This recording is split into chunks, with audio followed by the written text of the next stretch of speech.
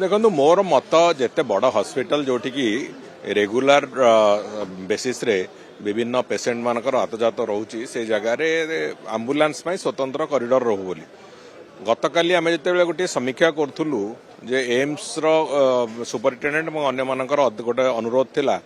जे national highway रु AIIMS को जो कनेक्टिविटी ताकू ठीक करने से दृष्टिकोण को लेकिन गोटे समीक्षा चलता से नेशनल हाईवे अथॉरिटी को कह जाइतला जे से जो सर्विस रोड अच्छी नेशनल हाईवे दी साइड रे खंडगिरी छकरू जो आपणकर कलिंगनगर जो आसिक मिसुची से जगह पर्यंत पूरा रास्ताटा को 3 लेन करने 3 लेन उभय पटे 3 लेन 6 लेन रास्ता करने सर्विस रोड को जो से मोर मत थिला जे से 3 लेन रु 2 लेन लोकंक यातायात रहू गोटे लेन को डेडिकेट आम करदबा फॉर एम्बुलेंस एवं से दृष्टिकोण नेशनल हाईवे अथॉरिटी भी से आमठू भी गोटे अनुरोध पत्र भी मागी आम भी से लाइन रे अनुरोध पत्र दौचु से सम्मति एठी रीजनल अफिसर भारिका सम्मति देइचंती एवं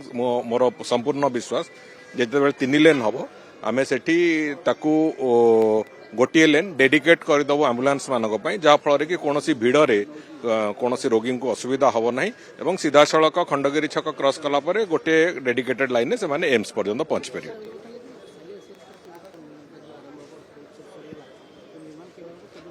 ड्रेन काम एवं आरंभ होती आम ROW रास्तार दरकार अच्छी से ROW से पाई सारी ड्रेन काम आरंभ होती बाकी काम को भी बहुत शीघ्र कर दिया।